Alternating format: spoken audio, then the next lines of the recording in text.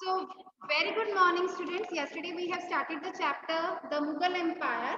तो कल हमने पढ़ा था Who were the Mughals. जब मुगल्स के बारे में पढ़ा Who were the Mughals, तो जो ये मुगल्स थे they were descendants of two lineages. वो दो lineages को फॉलो करते हैं. lineages क्या होते हैं? वंश, है ना. तो वो कौन से उसमें आते हैं? सक्सेसर. किसके सक्सेसर थे? ठीक है, फ्रॉम द मदर साइड से वो चंगेज खान जो मंगोल रूलर था उसके सक्सेसर थे, and from the father side they were the successor of Timur. ठीक है, तो जो हमारे मुगल्स थे they were the descendants of Mongol ruler and Timurid. ठीक है, पर बेसिकली उनको किनसे जाना जाता था? मंगोल से मुगल्स बने हैं. बट दे न्यू कि जो मंगोल रूलर थे, जो चंगेज खान था, उसने बहुत ज्यादा ब्लड शेड किया था, स्लॉटर किया था. So didn't wanted to be recognised from the Mongol side. वो अपने आप को मंगोल साइड से रिकॉग्नाइज नहीं करना चाहते थे. They always try to be associated with Timurid. मतलब हमें तैमूर की साइड से जाना चाहिए. ठीक है, और इसके लिए वो कई बार क्या करते थे, अपना एक पिक्टोरिकली भी रिप्रेजेंट करते थे. अपनी एक फैमिली पेंटिंग भी जब बनाते थे तो तैमूर को सेंटर में रखे होते थे. उसके बाद great grandfather, then great grandfather, then grandfather, then father, फिर उसके बाद बाबर, हुमायूं. ठीक है, फिर इस तरह से वो अपने जो है पिक्चर को बनवाते होते थे.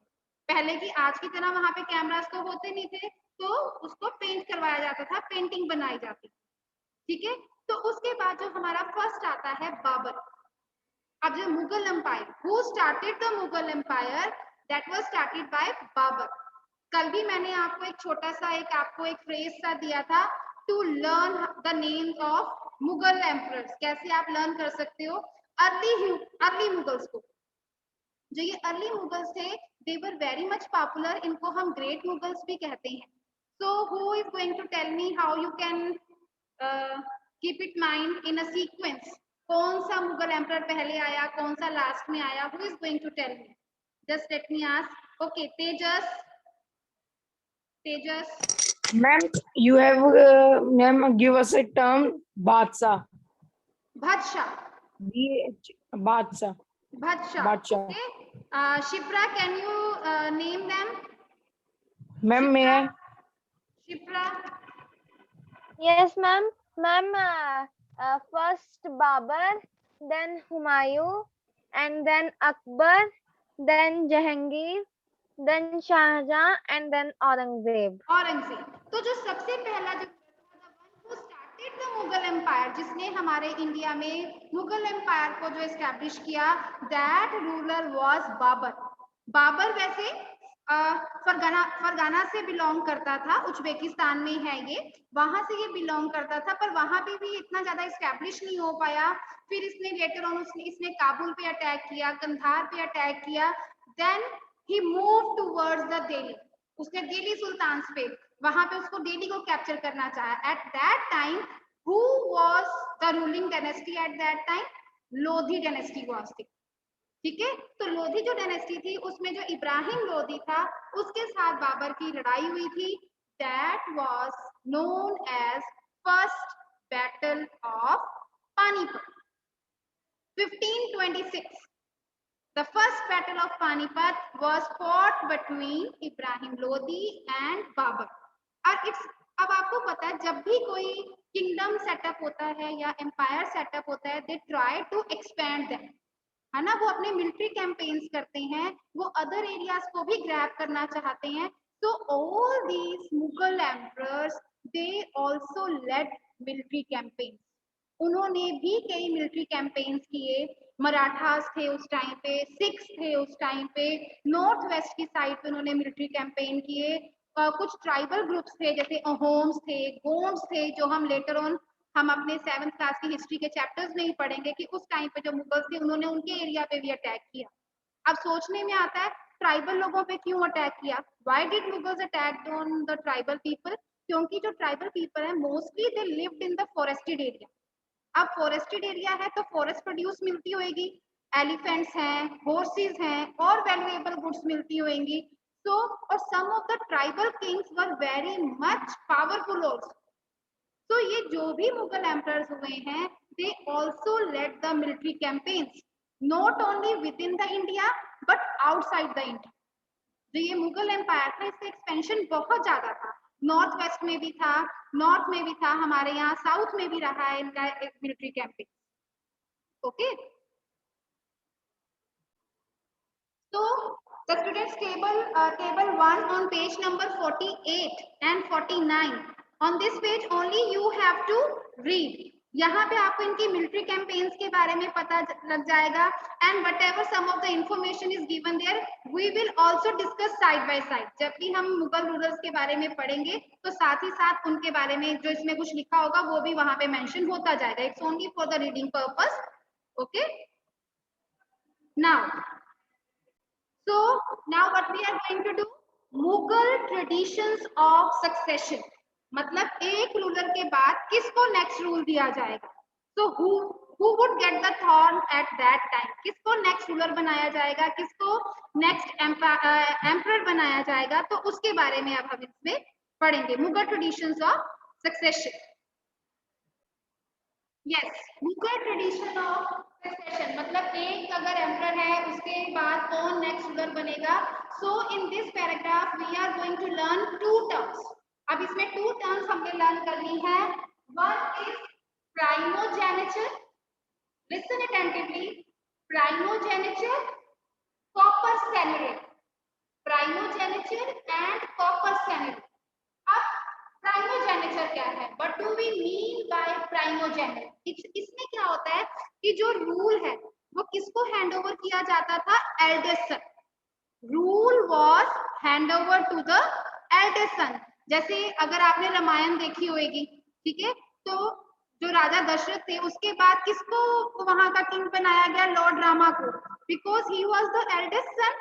ठीक है, तो प्राइमोजेनिचर, प्राइमोजेनिचर का मतलब होता है कि जब कोई किंग मर जाता है या फिर उसने अपना नेक्स्ट अपना रूल किसी को हैंड ओवर करना है, वो किसको किया जाएगा, टू द एल्डेस्ट, जो उसका सबसे बड़ा बेटा हो, टू द एल्डेस्ट सन। थोड़ी सी ये टर्म आपको मुश्किल लगेगी, प्राइमोजेनिचर। ओके, प्राइमोजेनिचर, ठीक है। तो this was the first thing, primogeniture. ठीक है, अब जो सेकंड टर्म है, पर जो मुगल्स थे दे डिडंट फॉलो दिस, उन्होंने जो ये ओल्ड ट्रेडिशन चलता आ रहा था प्राइमोजेनिचर का, इसको फॉलो नहीं किया। उनका जो एक अलग से ट्रेडिशन था मंगोल और तैमूर की साइड से, coparcenary, coparcenary, they followed the coparcenary. सेनरे मतलब जो रूलर है that divided his property equally amongst all his sun.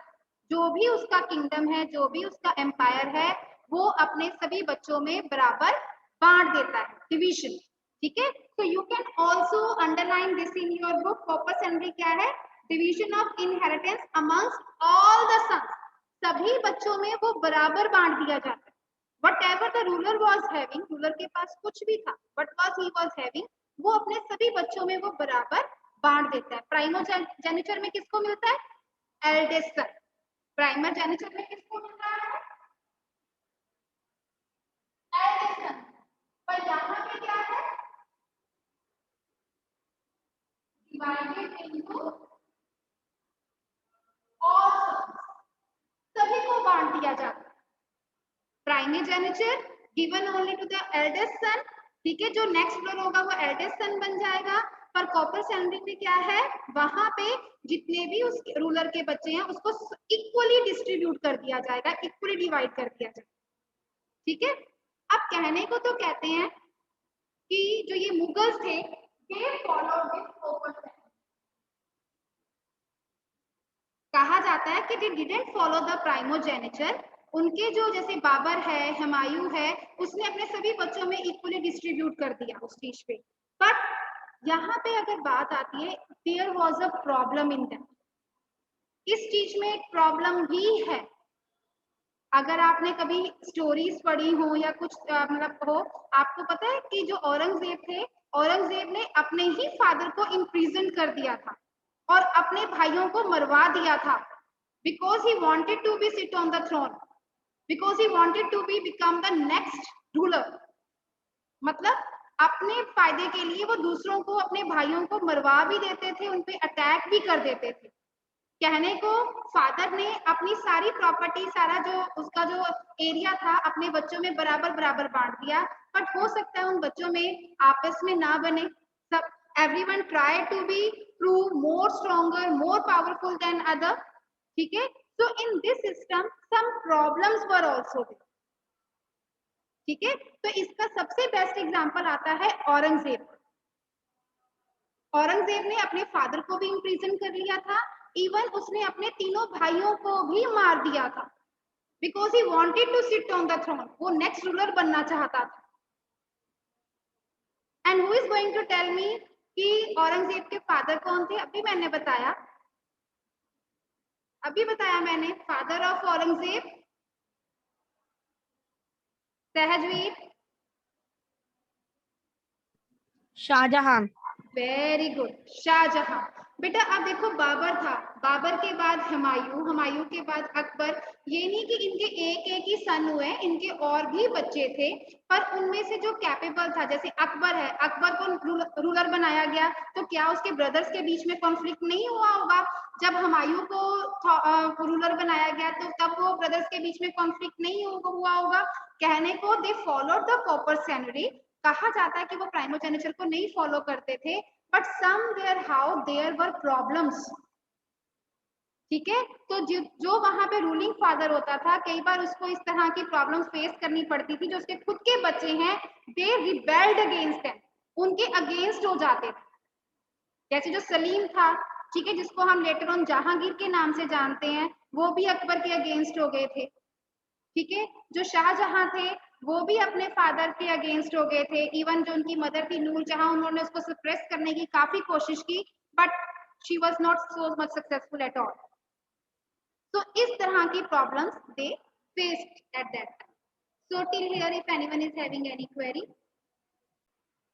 Now, so when we studied about the Mughal emperors, तो इसमें क्या है, जैसे हम अकबर की बात करते हैं, when we talk about the reign of Akbar, Akbar को भी बहुत ही छोटी उम्र में इसको एम्पर बना दिया गया था, 13 इयर्स का था। उसका एक रीजन था, गवर्नर था बैरम खान। उसके अंडर, उसके सुपरविजन में इसने अपना जो एम्पायर था वो एक्सपैंड किया, कंसोलिडेट किया। And the fact he was totally illiterate, उसको पढ़ना लिखना नहीं आता था, he was totally illiterate, but he expand his empire in all the direction। North west में भी एक्सपैंड किया उसने, अदर पार्ट्स में भी एक्सपैंड किया। सो इस टाइम पे he ruled very well. Humayun के बारे में जब हमने पढ़ा, पहले 10 इयर्स तो हुमायूं ने रूल कर लिया, पर उसके बाद he was defeated by Sher Shah Suri. ठीक है, तो सूट डायनेस्टी आई 15 इयर्स के लिए, again he regain the power, फिर उसने सिर्फ 1 ईयर के लिए रूल किया।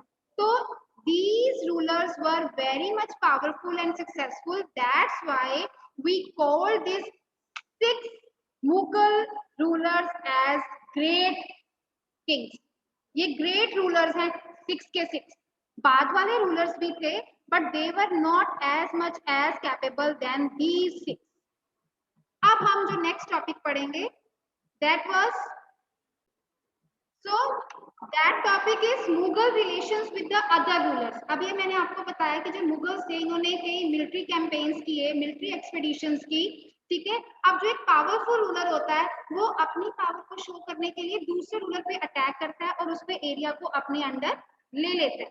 ठीक है, तो जो ये मुगल रूलर्स थे, they also campaign constantly against the rulers. ठीक है, कई लोगों ने उनकी अथॉरिटी को एक्सेप्ट कर लिया, कईयों ने हारने के बाद उनके अंडर आ गए, कुछ अपनी मर्जी से उनके अंडर चले गए।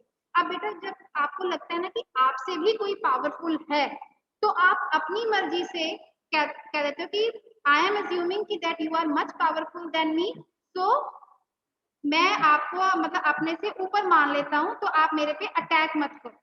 So there were many rulers जिन्होंने उनको रिफ्यूज किया, उनकी पावर को रिफ्यूज किया, उनके साथ ये लड़े और उनके एरिया को अपने अंदर ले लिया। पर there were many rulers जिनको पता था कि जो मुगल्स थे, they were very much powerful than them, so they joined them voluntarily, मतलब अपनी मर्जी से उनके साथ जुड़ गए। Even they made the family relations with them। Many of the Mughal rulers, they were married with the daughters of Rajputs। अगर हम अकबर का एग्जांपल लें तो अकबर भी तो he himself married with the Rajput princess, तो उसके साथ उसकी शादी हुई थी. Even they offered high post to these people, जिनको ये हरा देते थे या जो अपनी मर्जी से इनके साथ अपने हाथ मिला लेते थे, तो इनको अपने एम्पायर में अपनी एडमिनिस्ट्रेशन पे काफी अच्छी पोस्ट भी दी जाती थी इनको. ठीक है, but there were many people, जो कई ऐसी राजपूत फैमिलीज थी जिन्होंने इस चीज को एक्सेप्ट नहीं किया. Like Sisodia Rajput of Mewar refuse to accept Mughal authority for a long time. इन्होंने काफी टाइम तक मुगल अथॉरिटी को नहीं माना. फिर बीच में लड़ाई हुई, पर मुगल्स ने एक चीज मान ली थी कि इनको हरा दिया, पर इनको इंसल्ट नहीं किया. They didn't humiliate them. ठीक है, हराने के बाद उनकी लैंड उनको वापस कर दी और उस लैंड पे वो वहां से अपना वो रेवेन्यू कलेक्ट कर सकते थे. It means they maintain a balance किसके बीच में, defeating but not humiliating their opponents. मतलब जो उनको नहीं, उनकी पावर को एक्सेप्ट नहीं कर रहे थे, जिनके साथ उनकी बैटल हुई थी, later on they were defeated, चाहे वो हार गए, उनको उन्होंने इंसल्ट नहीं किया, उनकी लैंड उनको वापस दे दी. इवन अपने किंगडम में, अपनी एडमिनिस्ट्रेशन में उनको हाई पोस्ट पे भी रखा. So in this way they maintain very good relations with the other rulers. बेटा एक होता है पावरफुल रूलर, जब मतलब जैसे हमने लास्ट टाइम पढ़ा था अश्वमेध यज्ञ, अपने आप को पावरफुल शो करने के लिए वो हॉर्स को छोड़ देते थे ताकि जो भी इस हॉर्स को पकड़ेगा उससे उसकी लड़ाई हो जाती थी. ठीक है, तो इस टाइम पे आके क्या हो गया, sometime they attack on the king, sometime they attack on the other people and they took away their area. But some people they were very much intelligent. उनको पता था कि अगर हम इनसे लड़े तो हमारा कोई फायदा नहीं होना, रेदर देन एक्सेप्ट कि जो ये मुगल्स हैं ये बहुत पावरफुल है, and they joined hands with them. उनसे हाथ मिला लिए और मुगल्स ने इन रिटर्न क्या किया, उनको हाई पोस्ट दे दी, उनके जो घर में जो डॉटर्स थी उनके साथ शादी कर ली. ठीक है, तो इस तरह से था. पर हर एक मुगल के टाइम पे ऐसा नहीं हुआ. It was different in different Ira's. अगर हम औरंगजेब की बात करें, he didn't treated the other rulers very well. उसने बाकी रूलर्स के साथ अच्छा बिहेव नहीं किया जैसा कि अकबर, जहांगीर वगैरह ने किया. ठीक है, so everything was not same in each era, कि जो अकबर फॉलो करता था वही सेम चीज औरंगजेब ने भी फॉलो की. Aurangzeb was totally different from the Akbar, Jahangir and Shah Jahan. Akbar की जो पॉलिसीज थी वो कहीं ना कहीं जहांगीर ने फॉलो की, पर औरंगजेब ने किसी की भी पॉलिसी को फॉलो नहीं की. एक होता है ना कट्टर, ऑर्थोडॉक्स था वो, हर एक चीज को मतलब इस्लाम को मानने वाला. अगर आप अकबर का, योद्धा अकबर का सीरियल देखते हो तो उसने हिंदुइज्म को भी बढ़ावा दिया था. लॉर्ड कृष्णा का टेम्पल बनाए थे क्योंकि उसकी जो खुद की जो एक रानी थी वो भी एक हिंदू थी, योद्धा. ठीक है, so in this way, so these rulers were different from each other somewhere, how they followed the same thing in the administration but not all, especially Aurangzeb. Aurangzeb के टाइम पे ऐसा नहीं था.